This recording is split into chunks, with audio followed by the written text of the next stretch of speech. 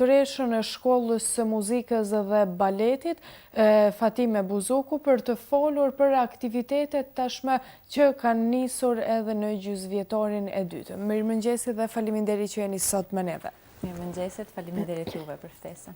Mirë se erdhët edhe një herë dhe faleminderit që pranuat ftesën. E dim që gjysmëvjetorin e dytë tash të Shkollës së Muzikës dhe Baletit e keni filluar me mjaft aktivitete. Na tregoni si keni menduar këto dhe si kanë shkuar kohës fundit?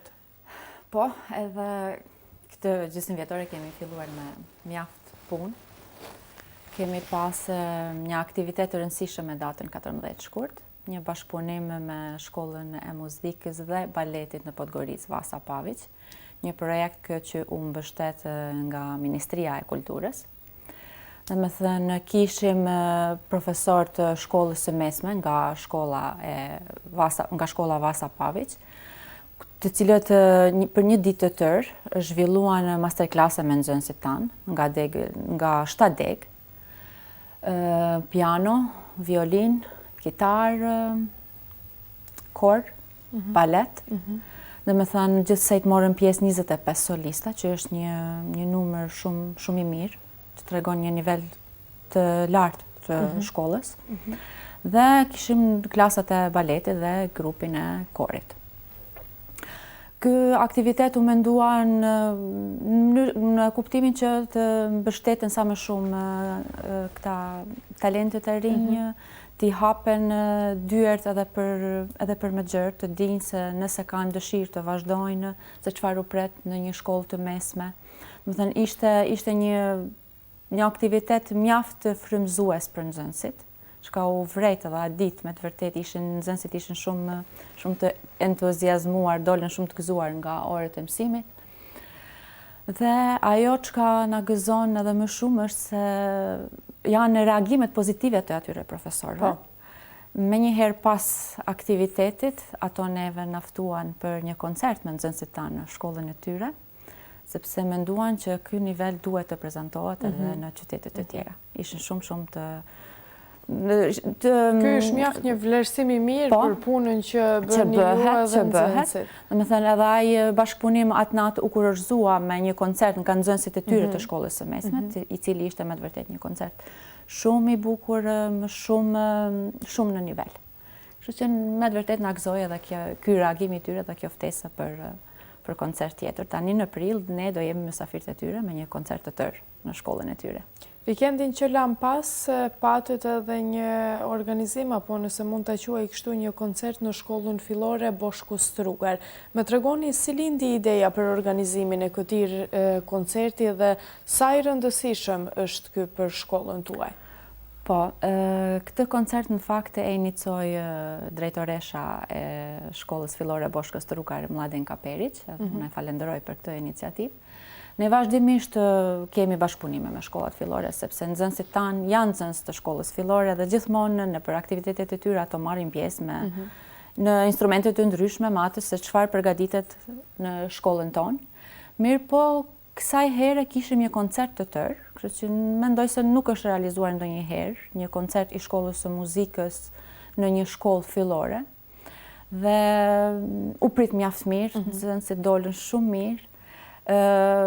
Profesorët e tyre, arsimtarët e tyre, mësuesit e tyre ishin shumë të entuziazmuar. Po ishin edhe të pakt, nuk e kishin prit kaq në nivel dhe ishin shumë të gëzuar që nxënësit e tyre, të cilët posaçërisht ato i njihnin, dolën aq mirë dhe pan punën e tyre.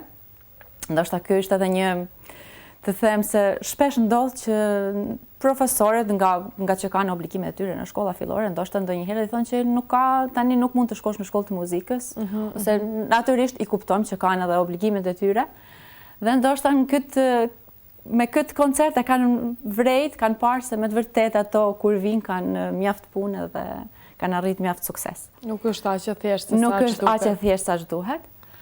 Në këtë koncert jemi munduar që kryesisht të marrin pjesë nxënësit e shkollës fillore Boshku Strugar, jo për të bërë ndonjë dallim ose për të thënë se nxënësit janë më të mirë Mashalltit ose Boshku Strugar, gjithë ato janë nxënësit tanë, gjithë ato janë shumë të mirë, Mirë po e kemi vërejt se sa shumë do me thënje ka pas për nxënësit që ata të interpretojnë për para mësuesve tanë. Sepse gjithsesi ato janë pjesë shumë e rëndësishme jetës e tyre, edhe e përditshmërisë së tyre, kështu që ato kanë pas qejf të prezantojnë edhe diçka tjetër që bëjnë jashtë aktiviteteve shkollore.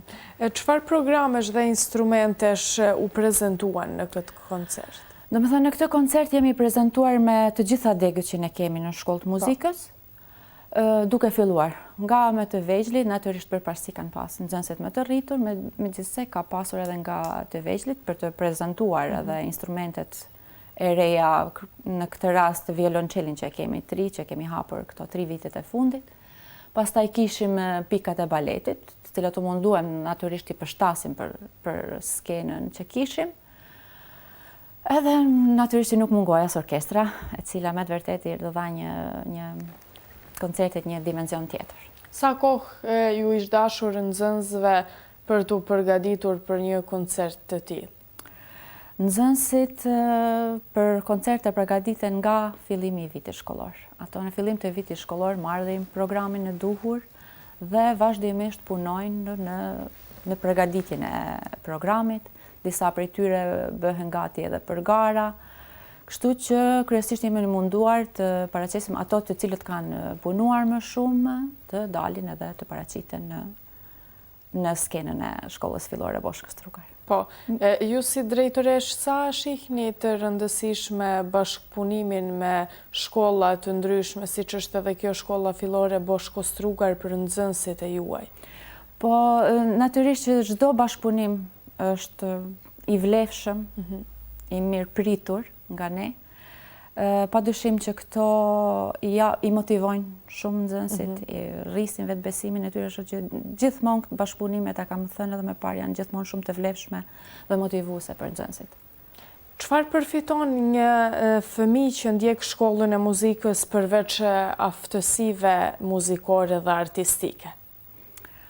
Po, natyrisht që njeriu mendoj që duhet të jetë i kompletuar në çdo sferë dhe kur them që nxënësit të regjistrohen në shkollë të muzikës është me të vërtetë që të nesër të krijojmë edhe një publik të mirëfillt që di diçka mbi muzikën, posaçërisht mbi muzikën klasike sepse ne jemi të asaj fushë.